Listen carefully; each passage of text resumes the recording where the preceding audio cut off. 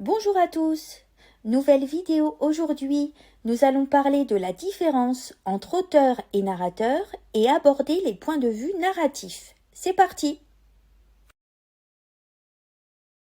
Premier point. Commençons par établir une différence entre auteur et narrateur. Le narrateur est celui qui raconte l'histoire. Il ne faut pas le confondre avec l'auteur du récit, la personne réelle qui a écrit le texte, ni avec les personnages. Le narrateur n'est pas forcément un personnage du récit. Prenons par exemple le livre L'enfant de Noé d'Éric Emmanuel Schmitt. Éric Emmanuel Schmitt est l'auteur. Je peux, grâce à une recherche sur Internet ou en bibliothèque, obtenir des informations sur sa vie car il existe vraiment. Je peux connaître sa date de naissance, sa nationalité, ses œuvres. Quant au narrateur de L'enfant de Noé, il s'agit de Joseph. Devenu adulte, ce personnage raconte sa vie d'enfant pendant la Seconde Guerre mondiale. Deuxième point, qu'est-ce qu'un point de vue narratif ? Un point de vue narratif est un choix que fait le narrateur pour raconter son histoire. Il choisit un angle de vue, un jeu de caméra. Troisième point, le narrateur omniscient. Le mot omniscient a une étymologie latine. Omni vient du latin omnis, signifiant tout. Scient vient de scire, signifiant savoir. Le narrateur omniscient est donc celui qui sait tout et raconte tout au lecteur. Il connaît tous des personnages, leurs pensées, leur passé, leur avenir. Les personnages n'ont aucun secret pour le narrateur omniscient. L'effet produit est qu'on a une vision globale et un effet de maîtrise sur l'ensemble de l'histoire. Analysons un exemple tiré d'un roman écrit par Honoré de Balzac en 1842, La Rabouilleuse, roman qui fait partie des scènes de la vie de province de la comédie humaine.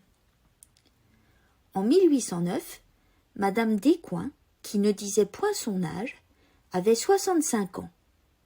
Nommée dans son temps la belle épicière, elle était une de ces femmes si rares que le temps respecte et devait à une excellente constitution le privilège de garder une beauté qui néanmoins ne soutenait pas un examen sérieux. Le narrateur est omniscient puisqu'il connaît l'âge de Madame Descoings alors qu'elle le cache et il émet des jugements sur elle. Une beauté qui ne soutenait pas un examen sérieux. Quatrième point, le point de vue interne. Dans le point de vue interne, le narrateur raconte de l'intérieur de l'un des personnages. Il voit ce que voit le personnage, il sait ce que sait le personnage, il ne perçoit que les sentiments et pensées de ce personnage. Il sait des autres personnages seulement ce que ce personnage en perçoit ou en pense. Les verbes de perception comme « il vit »,« il entendit »,« il sentit » permettent de repérer le point de vue interne. L'effet produit est la complicité entre le lecteur et le personnage. Le lecteur partage ses émotions et s'identifie plus facilement à lui. Observons cet exemple tiré de Germinal, roman écrit par Émile Zola en 1885. Une seule idée occupait sa tête vide d'ouvrier sans travail et sans gîte. L'espoir que le froid serait moins vif après le lever du jour. Depuis 1 heure, il avançait ainsi, lorsque, sur la gauche, à 2 kilomètres de Montsou, il aperçut des feux rouges, 3 brasiers brûlants en plein air et comme suspendus. D'abord, il hésita, pris de crainte. Puis, il ne put résister au besoin douloureux de se chauffer un instant les mains.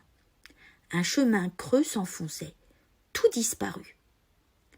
Le point de vue est interne, car on voit tout à travers les yeux du personnage, Étienne. On est dans sa tête, On ne voit que ce qu'il voit. 5e point, le point de vue externe.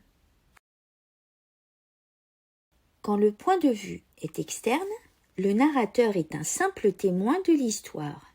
Il est neutre et raconte la scène comme si elle était filmée. L'effet produit est la neutralité et l'objectivité. Voici un extrait de Bouvard et Pécuchet de Gustave Flaubert, écrit en 1881, dans lequel le point de vue est externe. 2 hommes parurent. L'un venait de la Bastille, l'autre du Jardin des Plantes.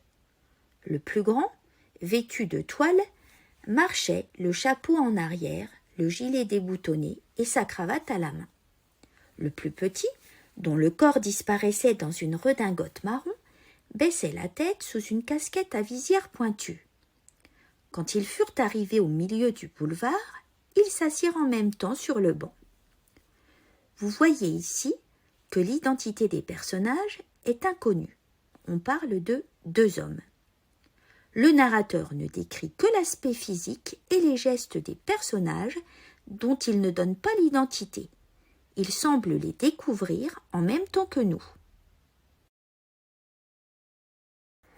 Nous arrivons à la fin de cette vidéo. N'hésite pas à liker et à revenir sur ma chaîne YouTube pour de nouvelles aventures.